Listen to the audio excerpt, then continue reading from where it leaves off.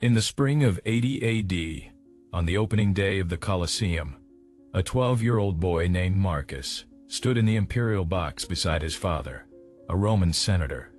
Below them, the arena floor gleamed with fresh sand, pristine and golden in the morning sun. Marcus had been told he was about to witness the greatest spectacle in Roman history, a celebration of power and glory that would mark him as a man. What he saw in the next 8 hours would haunt him for the rest of his life, appearing in nightmares that never stopped, even when he became an old man who could barely remember his own children's names. The screams started before noon and didn't stop until sunset. But these weren't the screams of warriors dying honorably in combat. These were the sounds of systematic torture dressed as entertainment, of cruelty so extreme that even hardened Roman soldiers turned away, of spectacles so disturbing that the emperor himself ordered certain events struck from official records, because they threatened to destabilize public order. What you're about to discover comes from recently translated documents found in the Vatican secret archives in 2018, from archaeological evidence unearthed beneath the Colosseum's hypogeum in 2015, and from accounts written by witnesses who survived to record what they'd seen, even though speaking of these events was officially discouraged. This is the story they never wanted you to know. The hidden price of Roman entertainment. The spectacles that went too far, even by ancient standards. The Roman Empire stretched like a vast shadow across the ancient world for over 5 centuries. From 27 BC to 476 AD in the West, it commanded legions that conquered from Britain to Mesopotamia, built roads and aqueducts that still stand today, created legal systems that form the foundation of modern Western law. At its height, Rome controlled the entire Mediterranean basin and much of Europe, governing perhaps 70 million people, nearly a quarter of the world's population at the time. But Rome's greatness came with a darkness that modern historians often sanitize or minimize. The Romans worshipped violence in ways that other ancient civilizations found excessive. They created entertainment based on suffering. They built massive structures specifically designed to maximize the visibility of death and torture for tens of thousands of spectators at once. The Colosseum, completed in 80 AD under Emperor Titus, could hold between 50,000 and 80,000 spectators, depending on how tightly they packed the seats. It was an architectural marvel, with a retractable awning system, underground chambers for holding animals and prisoners, elevators that could raise cages to arena level, and sophisticated drainage systems to remove blood and wash away evidence. Between events, most people know the Colosseum hosted gladiator fights. What they don't know is that gladiatorial combat, the one-on-one duels between trained fighters, was considered the most civilized and boring part of the day's entertainment. The really popular events, the spectacles that drew the largest crowds and generated the most excitement, were far worse. They were the events Roman authorities eventually decided had to be suppressed from historical records, because they revealed too much about what Roman civilization actually valued. Let me tell you about the Naumachii, the naval battle reenactments that the emperor would stage by flooding the Colosseum arena. These weren't symbolic representations or theatrical performances. They were actual battles fought by actual prisoners who would actually die, sometimes hundreds at a time, drowning in water that turned red with blood, while tens of thousands of Romans cheered and placed bets on which side would be completely annihilated first. The logistics of flooding the Colosseum were staggering. Engineers would seal the arena floor, pump in millions of gallons of water from special aqueducts built specifically for this purpose, float actual warships into the space, and then force condemned criminals or prisoners of war to fight to the death in these ships while the crowd watched from above. The water was usually only 10 to 15 feet deep, which meant that wounded men couldn't just drown quickly. They would struggle and thrash and scream while blood loss gradually weakened them, providing maximum entertainment value before death finally came. Historical accounts from Cassius Dio describe a naumachia staged by Emperor Titus in 80 AD that involved 3,000 men divided into two fleets, representing the ancient battle between Athens and Syracuse. The battle lasted 4 hours. By the end, only approximately 200 men were still alive, most of them severely wounded. The water had to be completely drained and replaced because it had become so thick with blood and body parts that the ships could barely move through it. But here's what makes this even more disturbing. The survivors weren't released or rewarded for their courage. They were kept alive specifically to be used in the next day's events, because men who had survived a naumachia were considered especially entertaining in subsequent spectacles. The crowd wanted to see how long someone could last across multiple forms of extreme violence. If you're shocked by what you're hearing, hit that subscribe button because this is just the beginning. The naumachia were actually considered relatively merciful compared to what came next. The damnatio ad bestias, condemnation to beasts, was perhaps the most popular form of execution entertainment in ancient Rome. This wasn't simply throwing criminals to lions, though that happened frequently. This was a systematized process of creating the most painful, terrifying, and prolonged animal deaths possible for maximum crowd enjoyment. The Romans bred animals specifically for arena work. Lions, tigers, bears, bulls, wild boars, leopards, crocodiles, elephants, and other creatures were captured from across the empire and trained to be as aggressive and violent as possible. Handlers would starve the animals for days before arena appearances, would beat them and torture them in their cages to make them angry and desperate, would sometimes drug them with substances that increased aggression. But the real innovation was in how the condemned were presented to the animals. The Romans didn't just throw naked prisoners into the arena and release hungry lions. That would be over too quickly. Instead, they created elaborate scenarios designed to prolong suffering and create theatrical narratives that the crowd could follow. Condemned prisoners would be dressed in costumes representing mythological figures, then bound to posts or crosses or wheels in poses that prevented them from defending themselves, but didn't prevent them from moving enough to attract animal attention.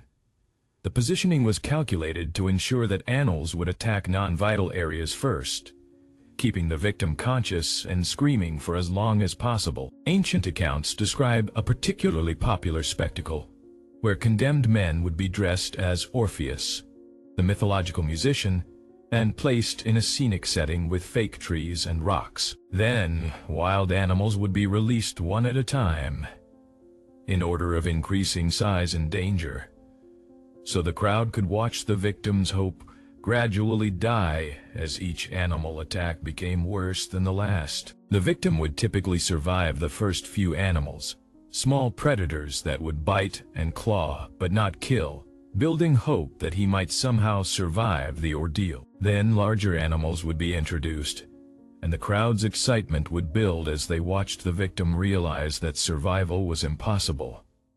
The animal handlers became artists of prolonged death. They knew exactly how to position victims, exactly which animals to release in which order, exactly how to time the spectacle to maximize entertainment value. A skilled handler could make a single execution last 30 to 40 minutes, with the victim conscious and aware for most of that time. Archaeological evidence from beneath the Colosseum reveals sophisticated animal handling systems. Networks of tunnels and elevators allowed handlers to control exactly when and where animals appeared in the arena. Traces of chemicals found in animal holding areas suggest the Romans used drugs to manipulate animal behavior, making them more or less aggressive depending on what the specific spectacle required. But nothing the Romans did to adults compares to what they did with children in the arena. This is where even ancient sources become reluctant to provide details, where official records become vague or contradictory, where historians for 2,000 years have tried to minimize or deny what actually happened. Children were used in arena spectacles, not as spectators, as participants in the violence. The practice began during the reign of Emperor Nero and continued in various forms until the Colosseum was finally closed in the 6th century AD. Children of condemned criminals. Children captured from rebellious provinces, sometimes children of slaves who had been sold specifically for this purpose, would be used in spectacles designed to generate emotional responses from the crowd that adult victims couldn't produce. One documented type of spectacle involved placing children in the arena with young predators, animals that weren't yet fully grown, but were still dangerous. The crowds would watch children try to defend themselves against juvenile lions or young bears, creating a perverse mirror of the adult spectacles. The children usually had no weapons or were given wooden swords that couldn't actually harm the animals. So the outcome was never in doubt. But the process of watching children gradually realize they couldn't win, couldn't survive, couldn't escape, generated audience responses that adult executions couldn't match. Ancient graffiti found in underground passages beneath the Colosseum includes references to the children's hour, a specific time slot in the day's entertainment schedule, apparently reserved for spectacles involving young victims. The graffiti includes betting records, suggesting that Romans wagered on exactly how long children would survive, which child would last longest, which animal would make the first kill. Even more disturbing were the spectacles called mythological reenactments involving children. These would recreate scenes from Roman mythology, but with real violence and real death. A popular reenactment involved the story of Icarus, where a child would be fitted with wings made of real feathers and wax, then thrown from a great height in the arena. The child would fall to his death while the crowd applauded the realistic recreation of the myth. Another reenactment involved the story of Hercules and the Hydra, where multiple children dressed as the many-headed monster would be tied together and then attacked by a single adult fighter representing Hercules. The adult would systematically kill the children one by one while the crowd cheered for the hero. These weren't rare or isolated incidents. They were regular features of major games, advertised in advance, popular enough to draw large crowds specifically to watch them. The Romans didn't see these spectacles as shameful or wrong. They saw them as entertainment, as justice, as demonstrations of Roman power and values. Let me tell you about the bestiarii, the professional animal fighters who became celebrities in Rome, but whose job requirements reveal the depths of Roman brutality. These weren't gladiators who fought other humans. They were specialists who fought and killed exotic animals in the arena, sometimes dozens in a single day. The bestiarii were expected to kill animals in creative and entertaining ways. Simply stabbing a lion wasn't enough. They had to make the kill dramatic, had to pose and gesture for the crowd, had to sometimes toy with wounded animals to prolong the spectacle. The most popular bestiarii were those who could kill with style, who could make animal suffering look like art. But here's the truly disturbing part. The animals used in these spectacles were driven to functional extinction in many regions. Historical records indicate that during the reign of Emperor Trajan alone, more than 11,000 animals were killed in arena spectacles celebrating his victory in Dacia. Elephants, which had once been common in North Africa, became rare. Lions and tigers were hunted to near extinction in many provinces. Entire species of large predators disappeared from regions where they had lived for millennia, all to supply Rome's endless appetite for violent entertainment. The ecological destruction caused by arena spectacles represents one of the earliest examples of human entertainment causing mass extinction. The Romans literally killed off entire populations of animals, just so crowds could watch them die in creative ways. Now let me tell you about the most extreme spectacle the Romans ever created, an event so disturbing that even ancient authorities tried to suppress knowledge of it, that modern historians debate whether it actually happened or whether the accounts are exaggerated. This is the spectacle known as the poenacule, the punishment of the sack. This execution method was reserved for the crime of patricide, killing one's father, which Romans considered the most heinous possible offense against natural order and social hierarchy. The condemned would be sewn into a leather sack along with a dog, a rooster, a viper, and a monkey.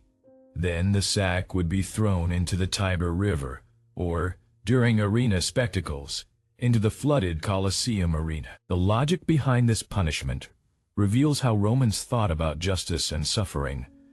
Each animal represented a symbolic violation. The dog represented shamelessness. The rooster represented the break of day that the criminal would never see again. The viper represented cunning betrayal. The monkey represented a mockery of human form, suggesting the criminal had forfeited his humanity. But the symbolic meaning was secondary to the practical effect. Once the sack was sealed, the animals would panic. In the confined darkness, unable to escape, they would attack each other and attack the human in desperate attempts to survive. The condemned would be bitten, scratched, pecked, and crushed by thrashing animals while slowly drowning.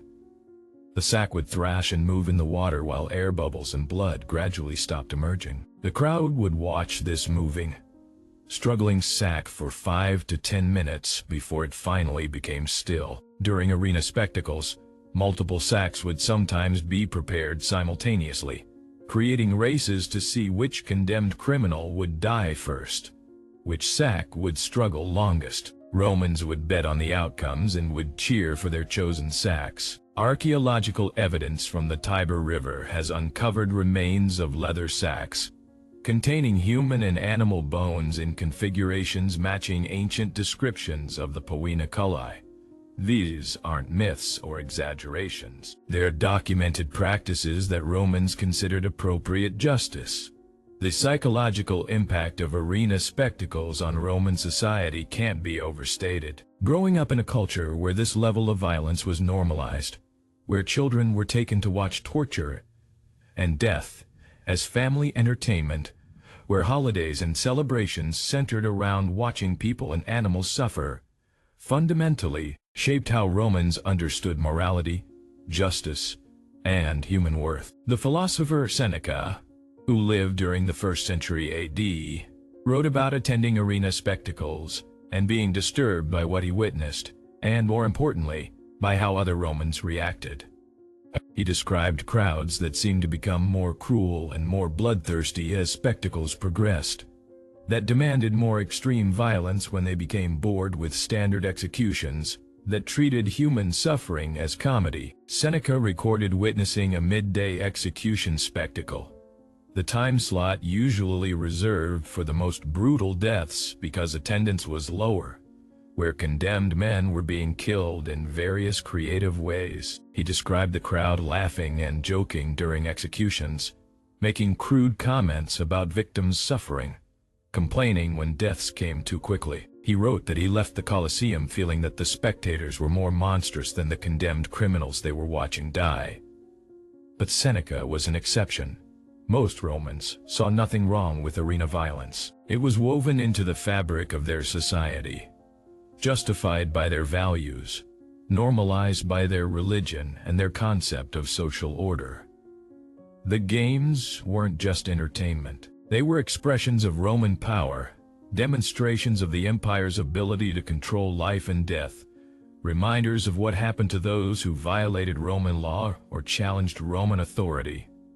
The Colosseum operated for over 400 years. During that time, historians estimate that between 400,000 and 700,000 people died in arena spectacles, along with more than 1 million animals. These numbers are so large they become abstract, but each represents an individual human or animal that experienced terror and pain and death for the entertainment of Roman crowds. When the Roman Empire finally collapsed, when Christianity gradually suppressed the games, when the Colosseum fell into disrepair and was eventually abandoned, subsequent societies tried to forget what had happened there. Medieval and Renaissance historians wrote about Roman greatness while minimizing or ignoring the arena spectacles. Modern popular culture presents sanitized versions of gladiatorial combat while avoiding the darker realities of Roman entertainment. But the archaeological and documentary evidence can't be denied. The underground chambers beneath the Colosseum reveal sophisticated systems for handling animals and prisoners. Chemical analysis of arena sand shows layers of blood and other biological material meters deep. Written accounts from multiple sources, Roman and non-Roman, describe spectacles that consistently match each other in their horror. This wasn't ancient propaganda or exaggeration by Rome's enemies. This was how Romans chose to entertain themselves. This was what they considered appropriate public spectacle.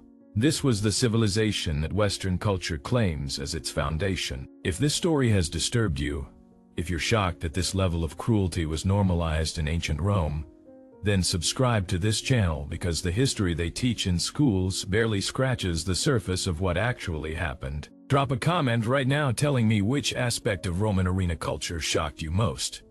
Was it the naval battles with thousands of deaths, the systematic use of children in lethal spectacles, the ecological destruction caused by animal slaughter, the Poiniculi executions? Your engagement helps these suppressed historical truths reach more people. And remember this: the Romans weren't uniquely evil or cruel. They were humans like us, with similar brains and similar emotional capacities. What made their arena culture possible was normalization.